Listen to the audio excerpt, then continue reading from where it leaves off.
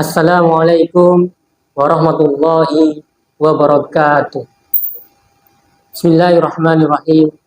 Alhamdulillahirabbil alamin. Wassalatu wassalamu ala sayyidina Muhammadin wa ala alihi wa sahbihi ajma'in. Wala haula wala quwwata illa billahil aliyyil azim.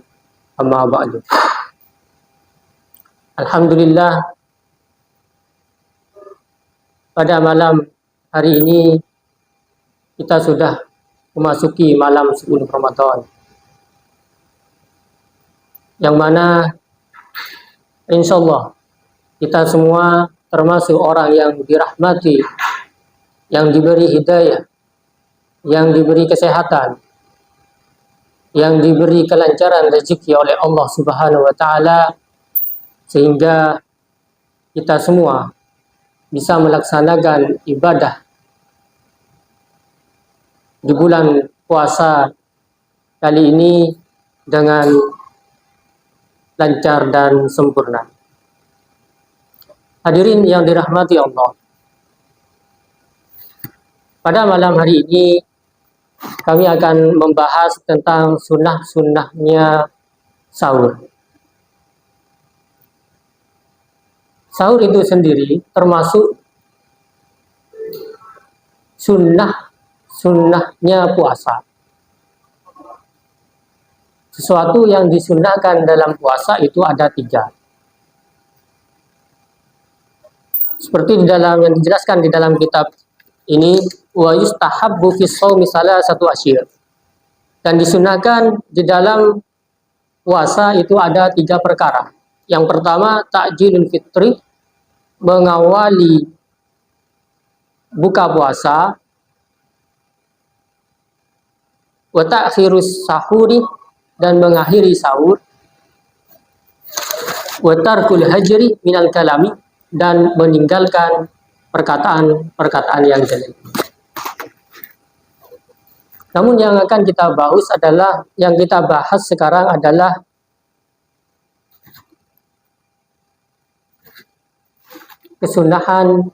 kesunahan sahur, yakni takhirus sahur, mengakhiri sahur. Di sini dijelaskan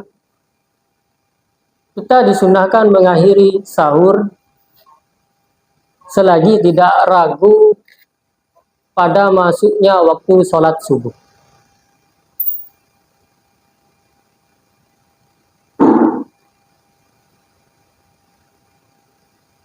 Dan waktunya sholat sahur itu sendiri dimulai dari pertengahan waktu malam.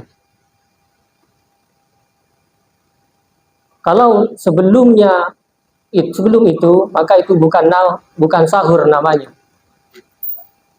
Mungkin bisa dibilang makan malam.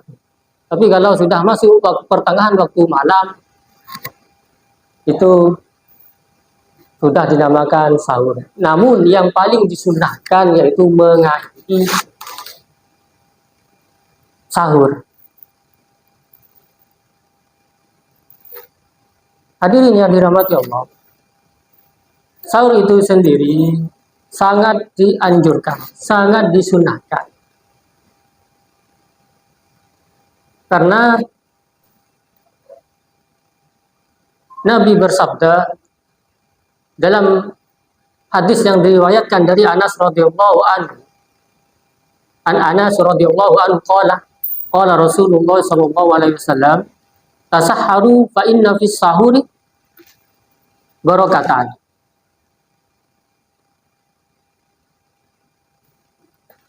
Sesungguhnya dalam sahur itu ada keberkahan. Maka dari ini kita sangat dianjurkan untuk makan sahur karena ada keberkahan. Ada keberkahan yang akan diperoleh orang yang sahur dan tidak akan diperoleh oleh orang yang tidak sahur. Hanya orang yang sahur saja yang memperoleh keberkahan ini, keberkahan di waktu sahur. Maka dari itu kita agar ibadah puasa kita ini menjadi sempurna, maka jangan malaslah kalian untuk bangun hanya sekedar untuk sahur.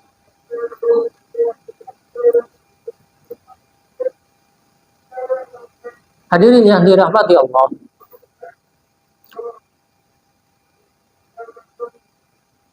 selain itu ada beberapa makanan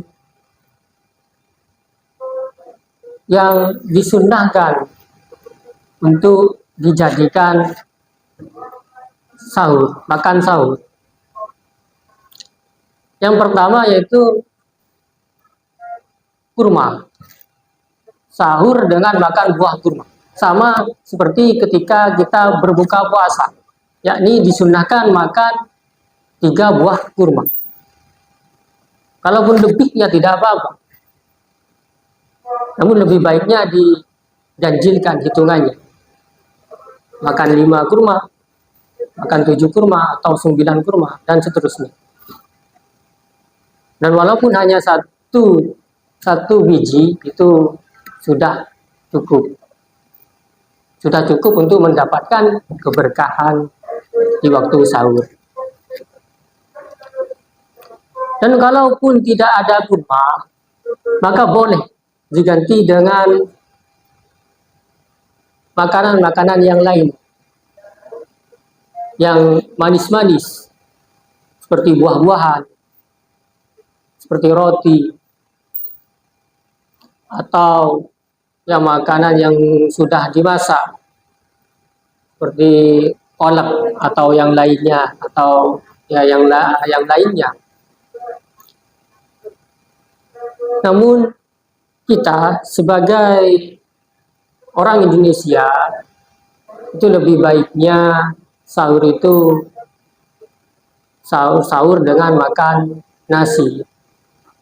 Karena selain sahur itu mendapat keberkahan, juga bisa membuat badan kita itu kuat. Badan kita itu sehat.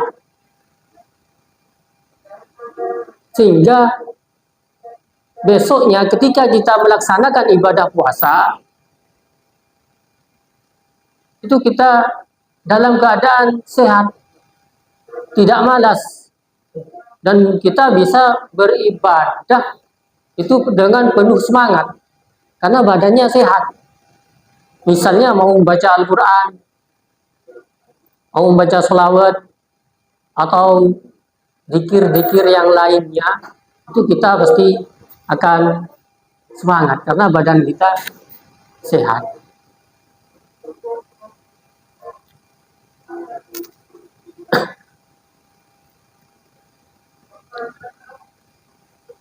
Hadirin yang dirahmati Allah, selain itu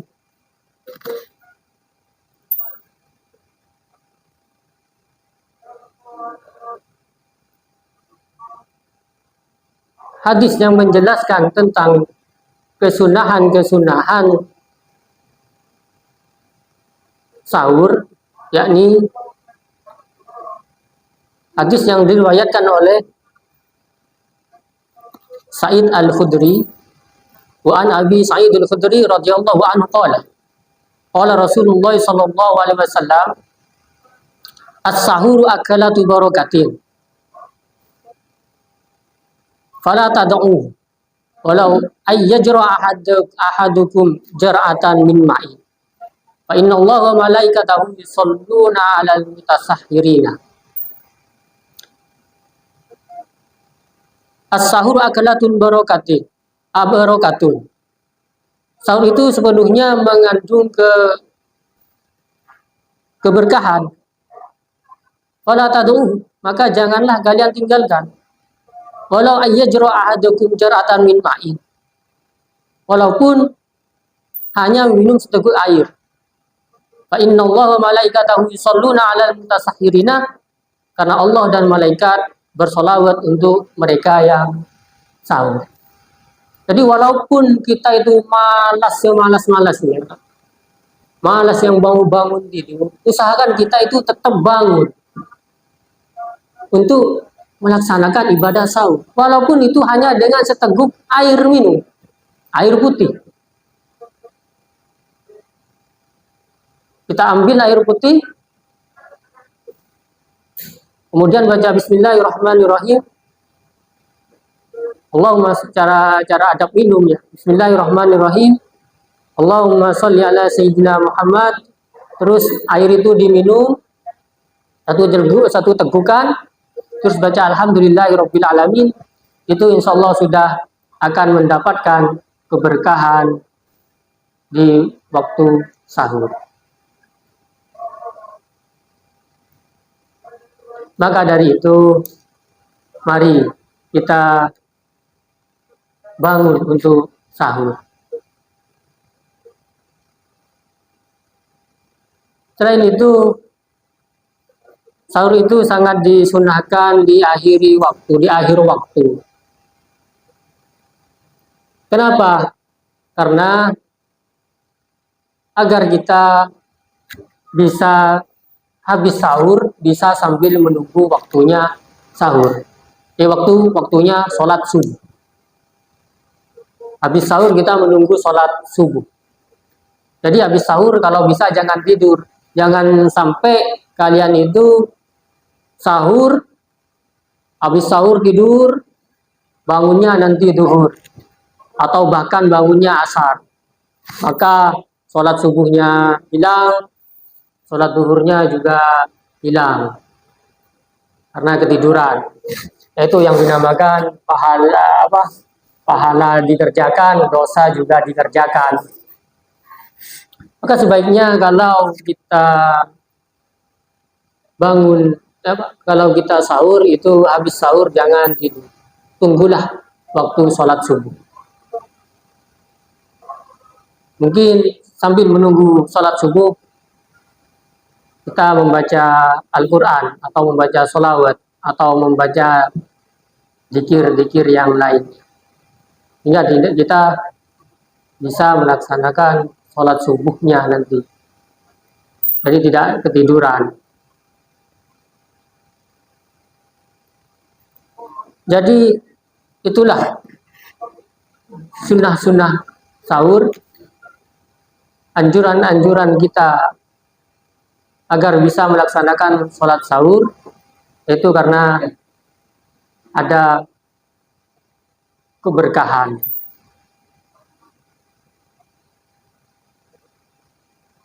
Semoga dengan apa yang kita pelajari pada malam hari ini menjadi ilmu yang bermanfaat, menjadi amal yang soleh, menjadi amal yang bisa dikerjakan, dan kita menjadi orang yang diridhoi oleh Allah Subhanahu wa ta'ala.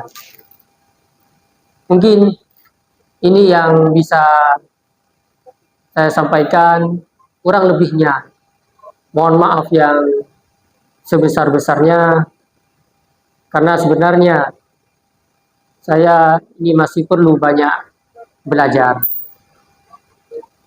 Wabillahi taufiq wal hidayah. Assalamualaikum warahmatullahi wabarakatuh.